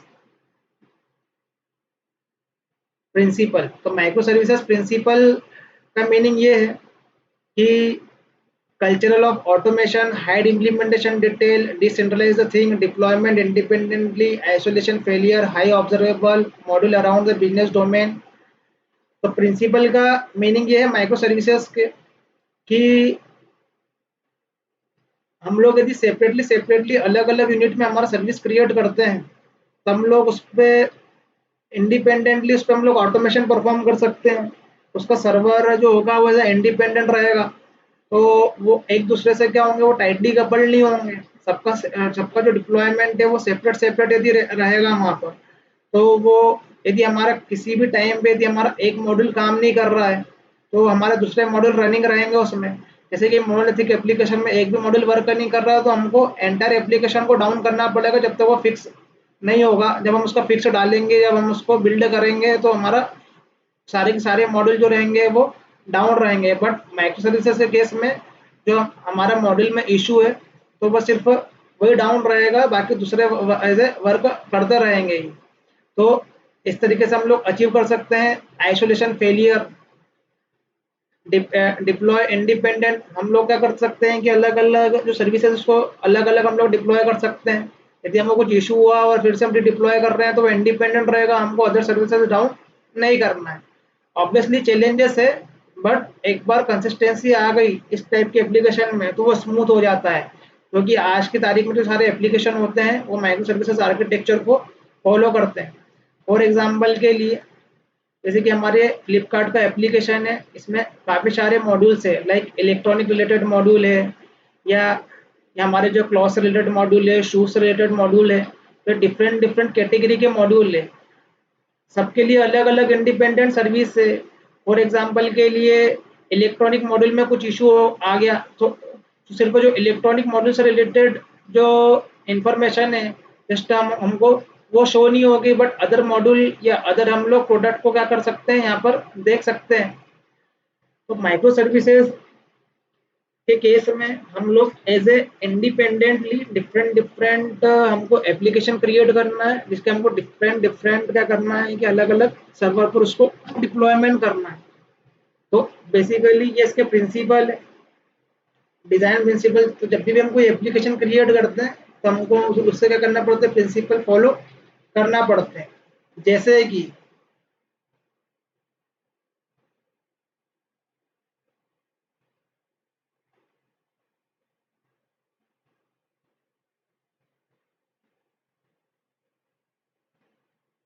एक सिंपल सा मोनोलिथिक हम जब एप्लीकेशन क्रिएट करते हैं या किसी भी टाइप का एप्लीकेशन क्रिएट करते हैं तो हम लोग क्या करते हैं, एज ए कोशिश करते हैं कि हम लोग उसके अंदर उप्स के प्रिंसिपल फॉलो करें। उप्स के प्रिंसिपल फॉलो करने से जो कि हमारे पास में जो उप्स के कॉन्सेप्ट है हम उसको हमारे एप्लीकेशन में अचीव करते हैं, जिससे कि लूजली कपल्ड हमारा कोड हो, जिसमें ज़्यादा चेंजेस नहीं आए, फ्यूचर में कोई रिक्वायरमेंट आती है तो। और ऑब्वियसली जो फीचर आ रहे हैं अभी लेटेस्ट जावा के फीचर, तो वो इसी के अकॉर्डिंगली आ रहे हैं कि हमको काफ़ी किसी भी तरह का कोई नया रिक्वायरमेंट एनहांस होता है या कुछ होता है या कुछ चेंजेस आते हैं तो हमारे कोड में ज़्यादा चेंजेस नहीं आए। फॉर एग्जांपल के लिए जो हमारा इंटरफेस इम्प्लीमेंटेशन है या जावा 8 फीचर है या जो भी उप्स के कॉन्सेप्ट है, तो वो उसी के अकॉर्डिंगली है कि हमारे एप्लीकेशन जो स्मूथली हम लोग उसको डेवलप कर सकें। तो ये एज ए लैंग्वेज के लेवल पर है, जब हम लोग as a just application write करना स्टार्ट करते हैं या कोड करना स्टार्ट करते हैं। बट थोड़ी सी आगे जाते हैं तो हमको क्या करना पड़ता है, एप्लीकेशन के लेवल पे सॉलिड प्रिंसिपल फॉलो करने पड़ते हैं। उप्स को बेटर तरीके से यूज करने के लिए हम लोग क्या करते हैं, सॉलिड प्रिंसिपल यूज करते हैं। तो हमारे जो उप्स के कॉन्सेप्ट है, जब हम उसके बेस पे जब हमारे बिजनेस लॉजिक राइट करते हैं एप्लीकेशन में, तो एप्लीकेशन में हम जब लेयरिंग अप्रोच फॉलो करते हैं तो उस लेयरिंग अप्रोच में हम लोग एश्योर करते हैं सॉलिड प्रिंसिपल। तो उप्स जो होता है वो कोडिंग के लेवल पे होता है, सॉलिड प्रिंसिपल जो होता है वो एप्लीकेशन के लेवल पे होता है। सिमिलरली माइक्रो सर्विसेज प्रिंसिपल है, ये इंफ्रास्ट्रक्चर के लेवल पे होता है कि जब हम लोग हमारे किसी भी एप्लीकेशन को जब हम लोग ब्रॉड वे में क्रिएट कर रहे हैं, हम लोग चाह रहे हैं कि हमारा एप्लीकेशन का स्केल है काफ़ी हाई है, तो जहाँ पर हमारे पास में फ्रिक्वेंटली रिक्वायरमेंट आएगी, फ्रिक्वेंटली हमको सिस्टम को अपडेट करना पड़ेगा, जहाँ पर फ्रिक्वेंटली हमको ऑटो स्केलिंग परफॉर्म करना पड़ेगी। फॉर एग्जांपल के लिए जैसे कि हॉट स्टार है और इंडिया पाकिस्तान का मैच है, और तो इस तरीके के एप्लीकेशन में हमको किसी भी दिन ऑटो स्केलिंग परफॉर्म करना पड़ सकती है, क्योंकि एक बार में ज़्यादा उसके एंड यूज़र होंगे, तो हमारा सिस्टम रेडी होना चाहिए ऑटो स्केलिंग परफॉर्म करने के लिए। तो इंफ्रास्ट्रक्चर के लेवल पे यदि हम बात करें तो हमको माइक्रो सर्विसेज प्रिंसिपल फॉलो करना है, और सिमिलरली यदि हम लोग ऐसे कोडिंग के लेवल पे या हमारे एप्लीकेशन के लेवल पे बात करें तो हमको उप्स और सॉलिड प्रिंसिपल फॉलो करना है। फिर इसके बेसिस पे जब हम लोग कोड करते हैं हमारे एप्लीकेशन में, तो हमको क्या करना है कि डिजाइन पैटर्न फॉलो करना है, ताकि हम लोग ऑब्जेक्टों को प्रॉपर रीयूज कर सके, ऑब्जेक्टों को प्रॉपर क्रिएट कर सके, एक वेल मैनर्ड फॉर्मेट में क्या कर सकते हैं, कोड क्रिएट कर सके। जैसे कि हम घर बनाते हैं तो सबसे पहले क्या करते हैं, उसका मैप क्रिएट करते हैं। वैसे हम जब प्रोजेक्ट क्रिएट करते हैं तो उसके लिए काफ़ी सारी डिजाइनिंग करते हैं, like class diagram, ER diagram. तो इस तरीके से हमको डिजाइन पैटर्न फॉलो करने पड़ते हैं। फिर हमको क्या करना पड़ता है, एंटायर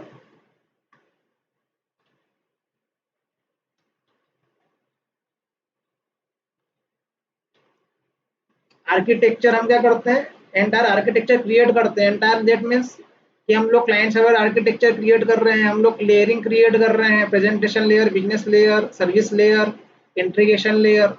तो एक सिंगल प्रोजेक्ट के लिए हम लोग मिनिमम इतने प्रिंसिपल डिजाइन पैटर्न तो फॉलो करते ही हैं।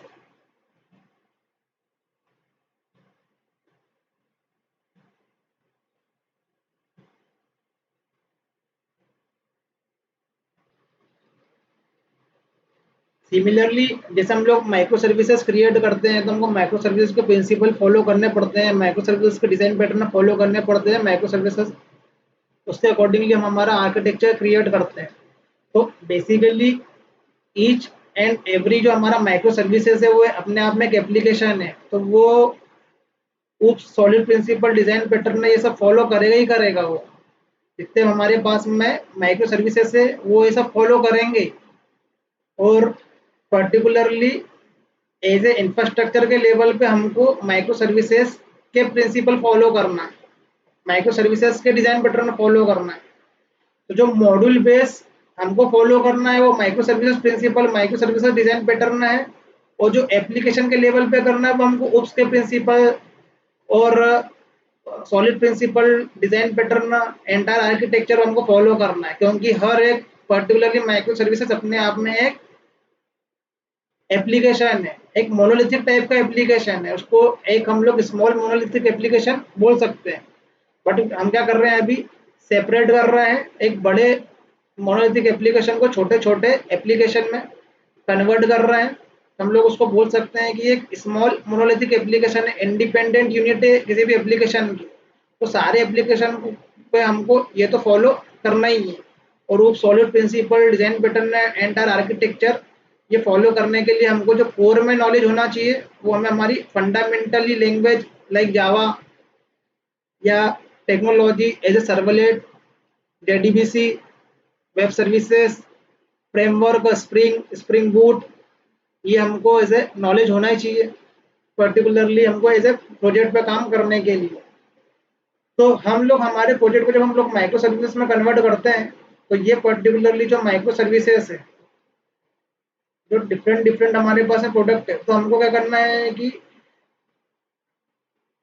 इस पर्टिकुलरली माइक्रो सर्विसेज में कन्वर्ट करने के लिए डिफरेंट डिफरेंट सर्विसेज में उसको कन्वर्ट करने के लिए हमें कुछ चैलेंजेस होंगे, तो हमको उस चैलेंजेस को फुलफिल करना है। तो हम लोगों को particularly micro services as per अवर रिक्वायरमेंट हमको वो कुछ डिजाइन पैटर्न फॉलो करना है, और डिजाइन पैटर्न काफ़ी सारे हैं, तो जो हमारे रिक्वायरमेंट के बेसिस पे होगा हम लोग वो डिजाइन पैटर्न फॉलो करेंगे। तो मैं क्विकली शो करता हूँ मैं कि माइक्रो सर्विसेज के लेवल पे हमारे पास में कुछ डिजाइन पैटर्न होते हैं, जिसमें एक होता है decomposition pattern, integration pattern, database pattern, observability pattern, cross cutting concern pattern. क्योंकि जब हम लोग माइक्रो सर्विसेज क्रिएट करते हैं तो बेसिकली उस माइक्रो सर्विसेज में हमारे पास में कुछ चैलेंजेस होंगे like related to communication, related to database, related to log aggregation. तो कैसे उसके लॉगिंग होगी, कैसे वो आपस में कम्युनिकेट करेंगे, कैसे वो थर्ड पार्टी कम्युनिकेट करेंगे। तो कम्युनिकेशन फेलियर या फॉल्ट टॉलरेंस, ये एक उसके चैलेंजेस है माइक्रो सर्विसेज सर्विसेज के केस में। हम उसको एज ए इंडिपेंडेंट यूनिट तो हम डिप्लॉय कर रहे हैं, बट ये हमारे पास में चैलेंजेस भी है। तो हमको उसके लिए क्या करना है कि हमको कुछ डिजाइन पैटर्न फॉलो करना है जो कि micro services based design pattern है। तो मैं इस जो हमारे पास में जितने हमारे पास में जो मॉड्यूल है, तो इस पर्टिकुलरली मॉड्यूल को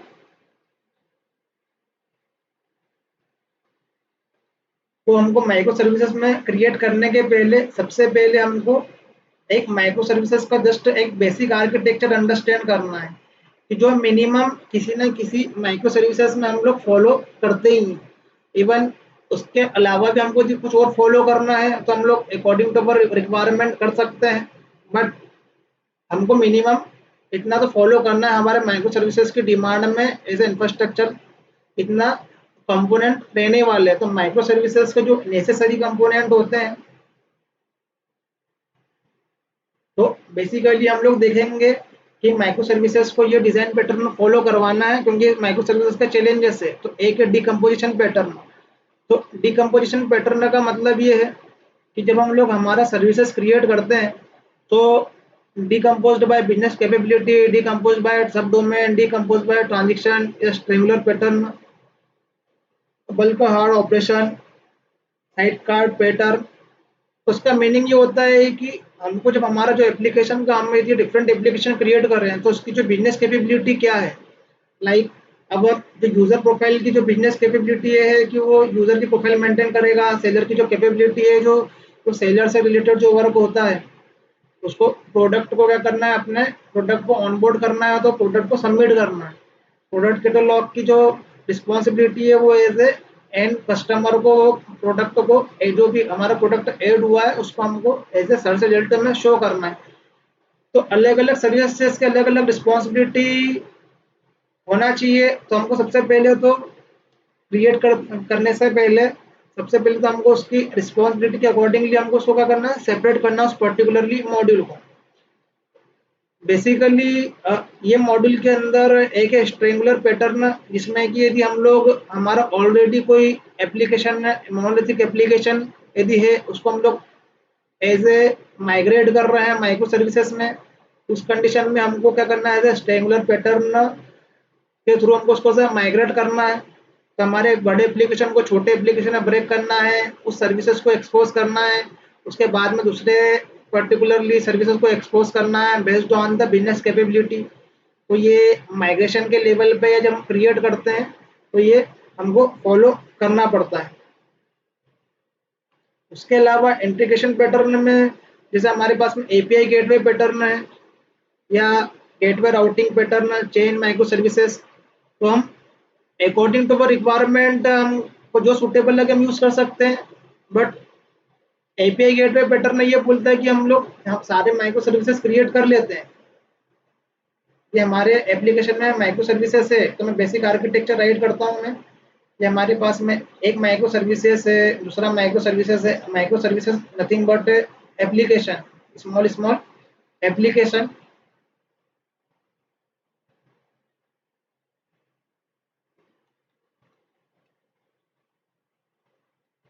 ये फर्स्ट माइक्रो सर्विसेज है, ये सेकेंड माइक्रो सर्विसेज है।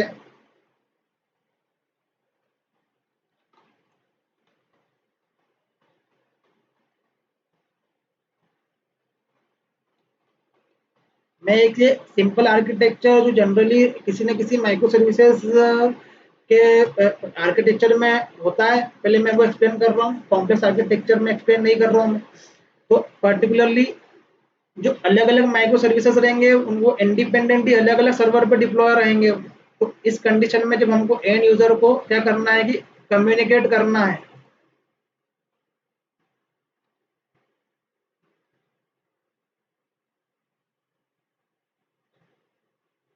इस पर्टिकुलरली माइक्रो सर्विसेज से। तो बेसिकली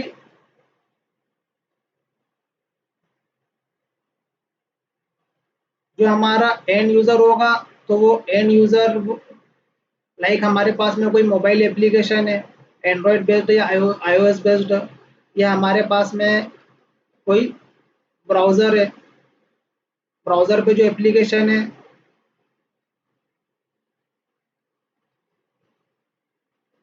वो एज एंगुलर या रिएक्ट बेस्ड एप्लीकेशन है, जो कि यहाँ पर ऐसे ब्राउज़र से कॉल हो रही है। तो हम लोग क्या कर रहे हैं कि माइक्रो सर्विसेज को कॉल कर रहे हैं। अब इस माइक्रो सर्विस के केस में हर एक सर्वर का जो एंड पॉइंट होगा, सबका जो ये आईपी एड्रेस है वो डिफरेंट डिफरेंट होगा। फॉर एग्जांपल के लिए यहाँ पर हमारे पास में एक आईपी एड्रेस है 192.0.0.1, 192.0.0.2, 192.0.0.4 5। अकॉर्डिंगली हम लोग क्या करेंगे, हमारे पास में इतने माइक्रो सर्विसेज है उसके अकॉर्डिंगली क्या है, डिफरेंट डिफरेंट आईपी एड्रेसेस है। तो हम लोग किसी भी एप्लीकेशन से जब हम लोग कॉल करेंगे तो हमारे एप्लीकेशन में हमको काफ़ी सारे एंड पॉइंट हमको पता होना चाहिए, कॉन्फ़िगर करना पड़ेगा। तो ऐसा नहीं करना है, इतने सारे एंड पॉइंट हम कैसे पता करेंगे या फिर इतने सारे एंड पॉइंट कैसे कॉन्फ़िगरेशन करेंगे। तो हमको क्या करना है कि डिज़ाइन पैटर्न फॉलो करना है, गेटवे डिज़ाइन पैटर्न, और हमको क्या करना है, एक सिंगल एंड पॉइंट क्रिएट करना है उसके लिए। तो हम क्या करते हैं, यहाँ पर क्या करते हैं कि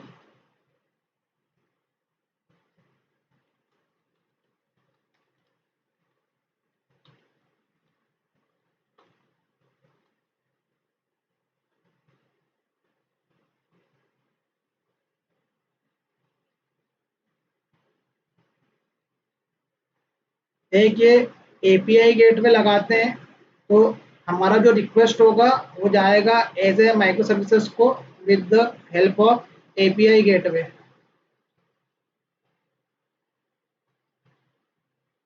तो एपीआई गेटवे के हेल्प से हमारे पास में क्या परफॉर्म होंगी, इसमें एज ए राउटिंग परफॉर्म होगी। बट इस एपीआई गेटवे को ये कैसे पता चलेगा कि ये जो मेरा रिक्वेस्ट है यूआरएल है, मुझे कहाँ रिडायरेक्ट करना है, कौन से सर्वर पे रिडायरेक्ट करना है।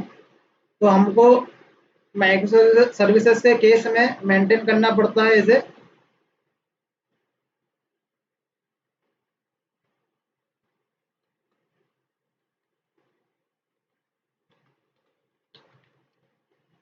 Registry server.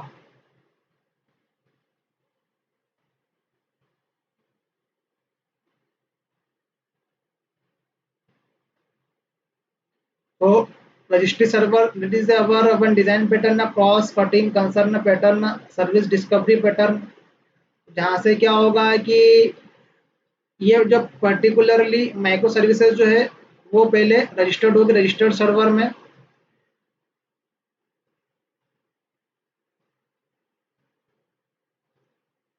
तो हमको रजिस्ट्री सर्वर से पता चलेगा कि हमारे कौन कौन सी सर्विसेज जो है यहाँ पर एनवायरनमेंट में अवेलेबल है। तो based on that our API gateway भी यहाँ पर रजिस्टर्ड होता है। और एपीआई गेटवे का जो यूआरएल है बेसिकली वो एक्सेस होता है हमारे क्लाइंट साइड से, और जो भी हमारे पास में सर्विस का जो रिस्पॉन्स है तो वो as a through API gateway जाता है। तो राउटिंग के थ्रू राउटिंग होती है, और एपीआई गेटवे पे फ़िल्टरिंग होती है, लोड बैलेंसिंग होती है।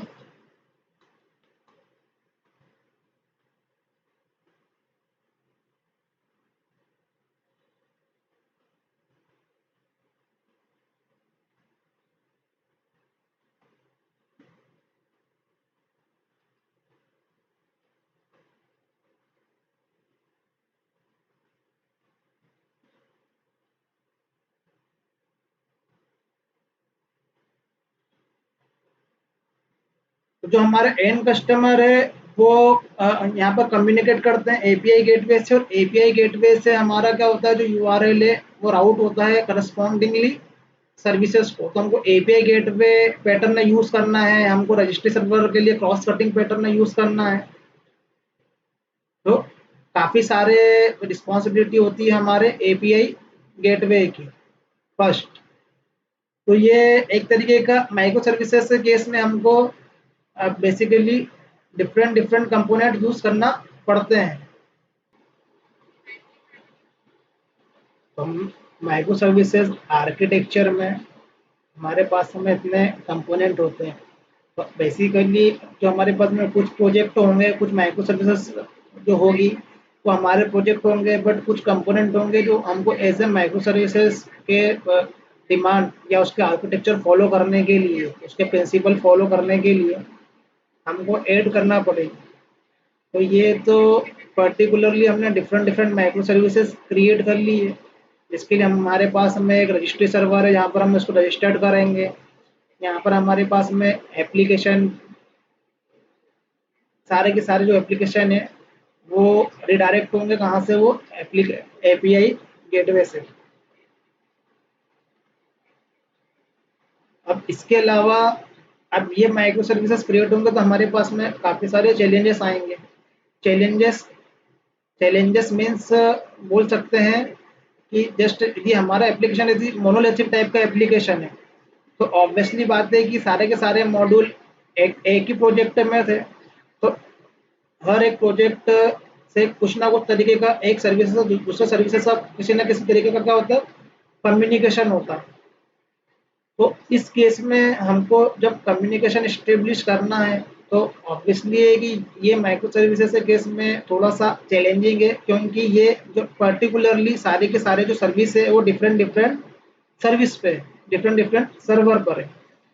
तो इस केस में हमको क्या करना है कि इसमें कम्युनिकेशन जो है अचीव करना है। तो बेसिकली जब हम लोग सर्विस टू सर्विस कम्युनिकेशन करते हैं तो वो दो टाइप के हैं। एक सिंक्रोनस कम्युनिकेशन है जहाँ पर हम वेट करेंगे रिस्पॉन्स के लिए, और एक असिंक्रोनस कम्युनिकेशन है जहाँ पर हम लोग वेट नहीं करते हैं। तो फॉर सिंक्रोनस कम्युनिकेशन के लिए हम लोग माइक्रो सर्विसेज में पर्टिकुलरली रेस्ट टेम्पलेट या पिन क्लाइंट और वेब क्लाइंट हम लोग यूज़ कर सकते हैं। और असिंक्रोनस के लिए हम लोग एज ए कोई मैसेज ब्रोकर लाइक रेबिट या अपाचे काफा का यूज कर सकते हैं। तो micro services is nothing but a distributed system जहाँ पर जहाँ पर हमारे काफ़ी सारे कम्युनिकेशन करना, और माइक्रो सर्विस के केस में यदि कोई एक सर्विसेज दूसरे सर्विसेज पर डिपेंडेंट है और कोई सर्विस फेलियर हो जाता है तो हमें इस केस में फॉल्ट टॉलरेंस अचीव करना। और माइक्रो सर्विसेज के केस में यदि हमारे पास में एक ऐसी कोई सी सर्विसेज है जो फ्रिक्वेंटली यूज हो रही है या जिस पे नंबर ऑफ यूजर फ्रिक्वेंटली बढ़ते जा रहे हैं, ज़्यादा है, तो इस केस में ऑटो स्केलिंग हमको परफॉर्म करना है। तो ये इस तरीके के काफ़ी जो चैलेंजेस है माइक्रो सर्विसेज के केस में क्या होते हैं कि वो इजीली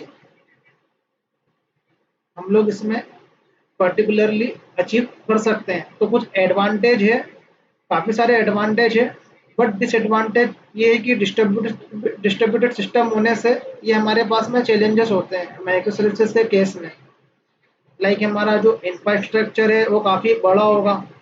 फिर उसके अलावा हमारे पास में सारे माइक्रो सर्विस का जो कम्युनिकेशन है उसके लिए हमको एज ए वेब क्लाइंट या पिन क्लाइंट या एज ए सिंक्रोनस कम्युनिकेशन के लिए हमें कोई मैसेज ब्रोकर यूज़ करना है। और यदि माइक्रो सर्विसेज का केस है और माइक्रो सर्विसेज केस में हमको क्या करना है कि पर्टिकुलरली सारे के सारे माइक्रो सर्विसेज में हमको मॉनिटरिंग करना है। और माइक्रो सर्विसेज का क्या होंगे कि जब हम लोग डिप्लॉयमेंट करेंगे तो वो अलग अलग एनवायरनमेंट में हमको क्या करना है, उस पर डिप्लॉयमेंट करना, CI/CD परफॉर्म करना है, तो हमें कुछ अलग से भी सर्वर मेंटेन करने पड़ेंगे।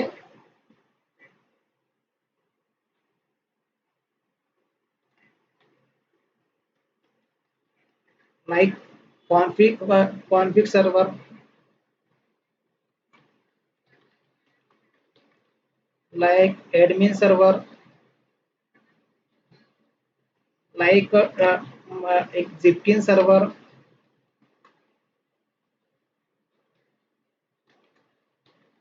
और डिस्ट्रीब्यूटेड ट्रेसिंग।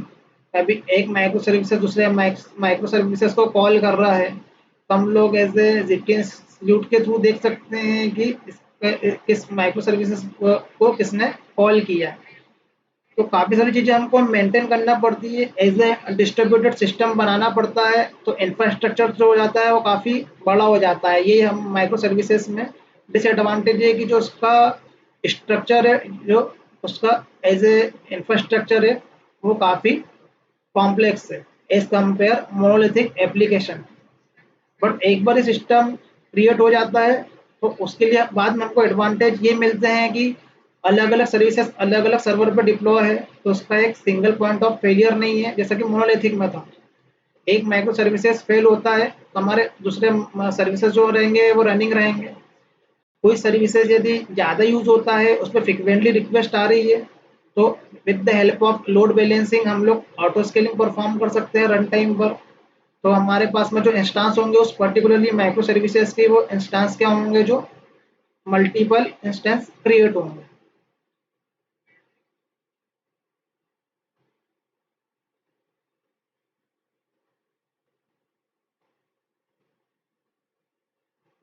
तो माइक्रो सर्विसेज में कुछ हमारे पास में एडवांटेज है, कुछ डिसएडवांटेज है।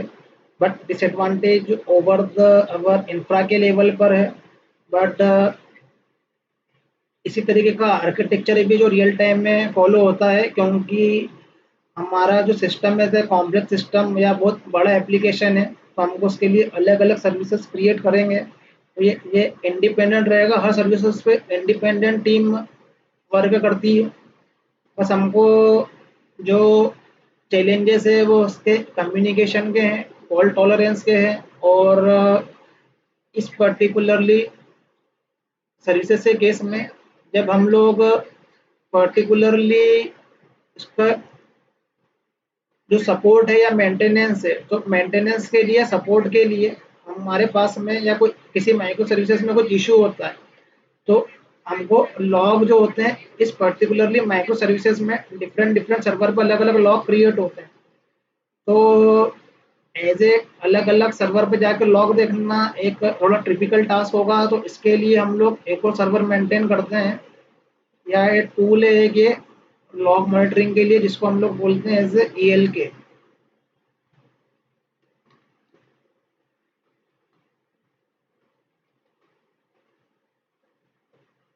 E for elastic search, L for log stash, K for Kibana, जिसकी हेल्प से हम लोग देख सकते हैं हमारे पर्टिकुलरली हर सर्विसेज के लॉग को हम लोग क्या कर सकते हैं, ट्रेस करते हैं in the form of our UI।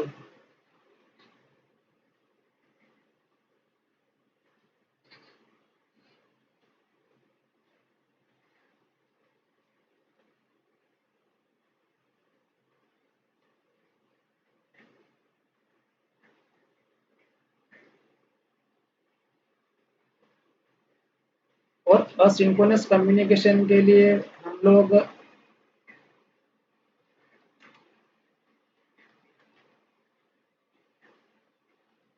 As a कोई मैसेज ब्रोकर काफका या हम लोग रेबिट की यूज करते हैं फॉर अवर असिंक्रोनस कम्युनिकेशन।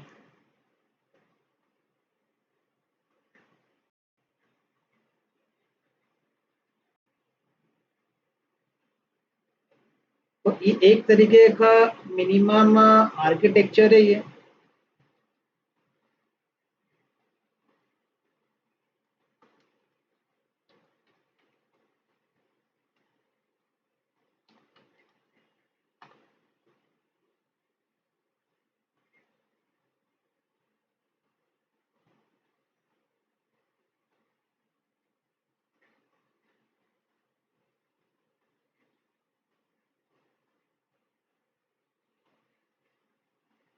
तो यहाँ पर हम देखते हैं कि हमारे पास में किसी भी सर्विसेज को क्रिएट करने के लिए ये हमारा एप्लीकेशन है micro services 1 micro services 2, but उस एप्लीकेशन को पर्टिकुलरली हमको कहीं पर रजिस्टर्ड करना पड़ेगा। एपीआई गेटवे के थ्रू हम लोग क्या करेंगे, इस पर राउटिंग परफॉर्म करेंगे। कॉन्फ़िगरेशन सर्वर होगा जहाँ पर हम लोग particularly based on the environment different different configuration दे सकते हैं। और एडमिन सर्वर जहाँ पर हम लोग हेल्थ चेक कर सकते हैं, उस पर जिटकिन सर्वर जिसकी हेल्प से हम लोग डिस्ट्रीब्यूटेड ट्रेसिंग परफॉर्म करेंगे कि कौन सा सर्विसेज किसको कॉल कर रहा है। तो ईएलके की हेल्प से हम लोग लॉग मॉनिटरिंग करेंगे। तो एक तरीके का जो ये इंफ्रास्ट्रक्चर है थोड़ा सा कॉम्प्लेक्स रहेगा, बट इसके एडवांटेज ये रहेंगे कि सारे के सारे मॉड्यूल है वो डिफरेंट डिफरेंट यूनिट में है, डिफरेंट डिफरेंट इंडिपेंडेंट डिप्लॉयमेंट है। तो इसका सीआई/सीडी भी कॉम्प्लेक्स होगा एज कंपेयर मोनोलिथिक, क्योंकि मोनोलिथिक में जस्ट हमको पूरा सारा का सारा एप्लीकेशन एक ही सर्वर पर डिप्लॉय हो रहा है। बट माइक्रो सर्विसेज के केस में सारा की सारा जो एप्लीकेशन है मॉड्यूल है तो वो अलग अलग सर्वर पर डिप्लॉय हो रहा है, तो उसके लिए अलग अलग सीआई/सीडी हमको पर सर्विसेज राइट करना पड़ेगी। और इसको अवेलेबल करवाना या उस पर पर्टिकुलरली अलग अलग सर्वर पर उसको डिप्लॉय करना सीआई/सीडी प्रोसेस के थ्रू थोड़ा सा कॉम्प्लेक्स रहेगा। बट हम लोग इसके सीआई/सीडी में यूज करते हैं as quick docker containerization technology like docker या ऑर्केस्ट्रेशन टेक्नोलॉजी कुबरनेट। तो ये काफ़ी फेमस है, जिसके चैलेंजेस रहेंगे, बट एडवांटेज ये रहेगा उसमें कि बहुत स्मूथ हो जाता है एक बार इंफ्रास्ट्रक्चर डेवलप होने के बाद में।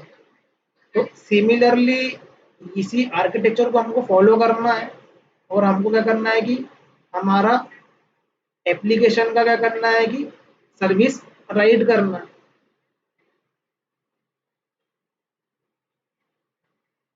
तो सिमिलरली इसी आर्किटेक्चर को फॉलो करने के लिए मैं क्विकली राइट करता हूँ कि हमारा एप्लीकेशन कैसा होगा। तो ये हमारे एप्लीकेशन के पास में क्या है कि ये मॉड्यूल है।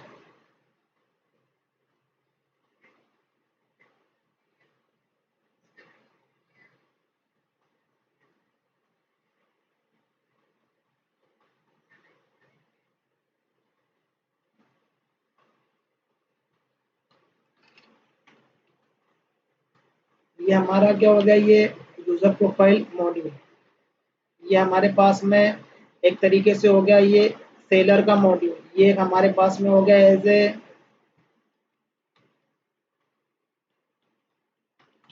प्रोडक्ट कैटेलॉग का मॉड्यूल। ये हमारे पास में हो गया एज ए इन्वेंट्री मॉड्यूल।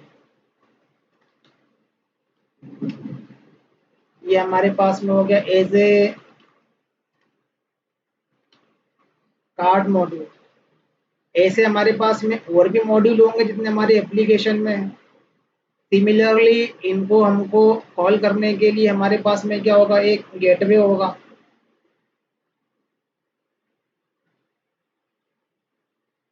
मैं डिटेल में एक्सप्लेन करूंगा, बट अभी मैं जस्ट क्विकली शो कर रहा हूँ कि कैसे हमारा एप्लीकेशन का जो आर्किटेक्चर होगा। तो हमारे पास में एपीआई गेटवे है, फिर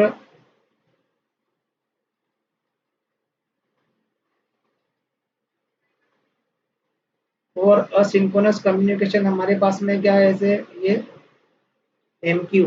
लाइक एमक्यू पे हम लोग ऐसे कोई मैसेज ब्रोकर हम लोग यूज़ कर सकते हैं।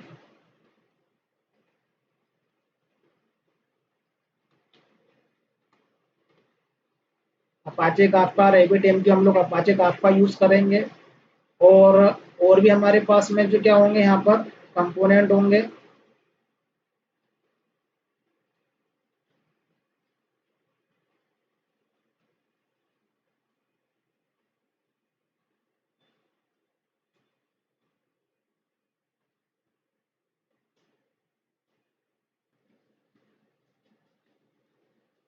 लाइक अवर रजिस्ट्री सर्वर होगा,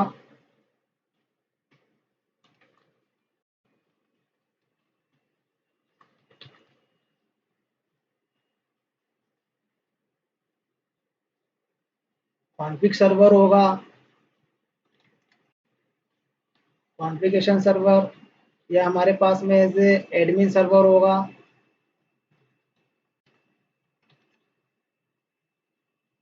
ये हमारे पास में एज ए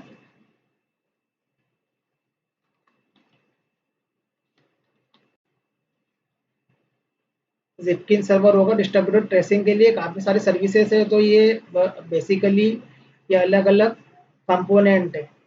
तो अब यदि मेरा यूज़र का जो प्रोफाइल है, तो इस पर्टिकुलरली यूज़र प्रोफाइल के लिए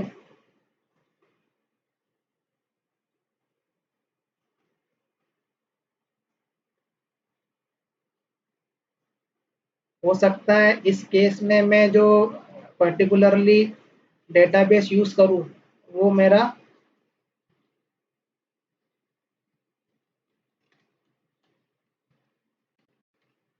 माईएसक्यूएल डेटाबेस हो। तो अगेन डिज़ाइन पैटर्न में हम लोग डेटाबेस पर सर्विसेज यूज़ कर रहे हैं। सेलर के सर्विसेज में भी मैं एज ए माईएसक्यूएल यूज़ कर सकता हूँ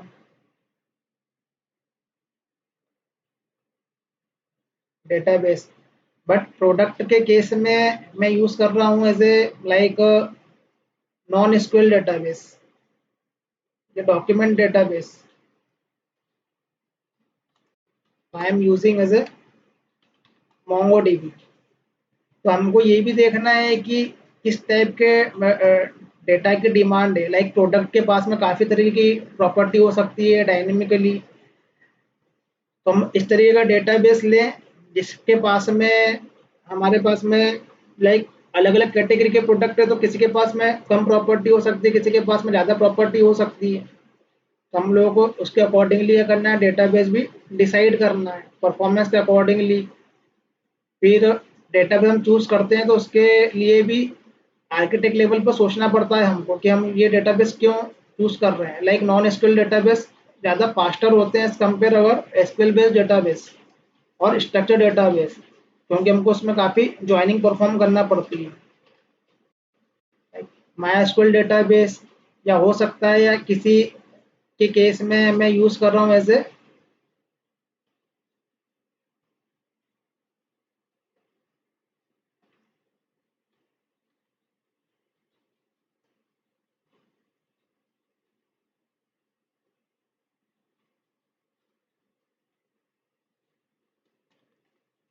रेडिस सर्वर।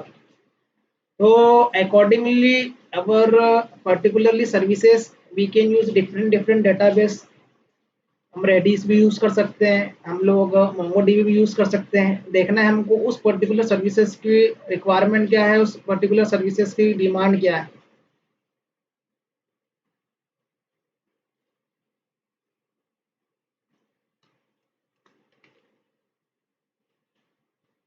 तो ये हमारा बेसिकली हमारे एप्लीकेशन के लिए क्या होगा, एक तरीके से ये एक हाई लेवल आर्किटेक्चर होगा और डेप्थ में हम लोग देखेंगे प्रैक्टिकली।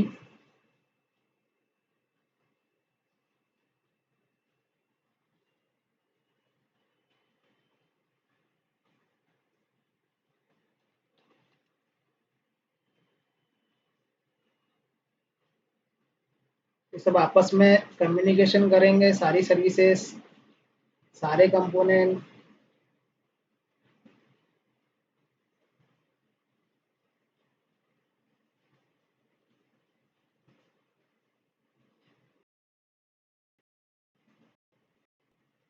और सिंक्रोनस असिंक्रोनस कम्युनिकेशन के लिए हम लोग यूज़ करेंगे काफका। ये हमारा मोबाइल एप्लीकेशन है, ये हमारा एज ए सिस्टम है जहाँ पर कोई एंगुलर का एप्लीकेशन है।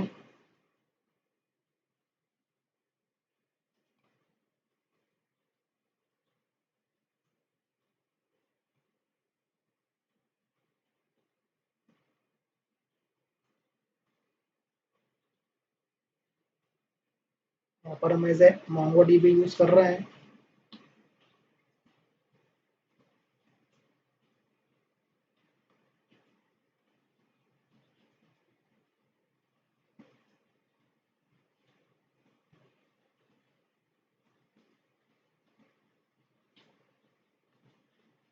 ये हमारा एप्लीकेशन है बेस्ड ऑन द एंगुलर। तो हम लोग क्या करेंगे, एज ए एपीआई गेटवे पे कॉल करेंगे। और रिक्वेस्ट रिस्पॉन्स लेंगे अकॉर्डिंगली जो भी हम सर्विसेज कॉल कर रहे हैं हमारा एप्लीकेशन।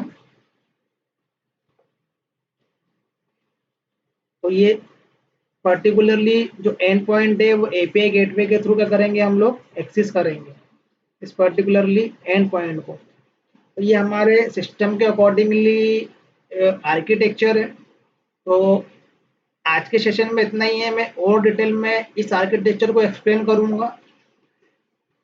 तो हम अपकमिंग सेशन में देखेंगे कि हमको एज ए माइक्रो सर्विसेज में कैसे CI/CD परफॉर्म करना है और ये सारे के सारे एप्लीकेशन को हम लोग कैसे क्रिएट करते हैं। लाइक जो अलग अलग सर्विसेज दिख रही है वो हर एक अलग सर्विसेज का एक अलग अलग प्रोजेक्ट होगा। लाइक मैं स्प्रिंग बूट का यूज़ कर रहा हूँ तो मैंने एज API गेटवे क्रिएट किया है स्प्रिंग बूट का, या as a registry server create किया है और अलग अलग सर्विसेज क्रिएट किए, लाइक सेलर से रिलेटेड सर्विसेज क्रिएट किए, प्रोडक्ट से रिलेटेड सर्विसेज क्रिएट किए।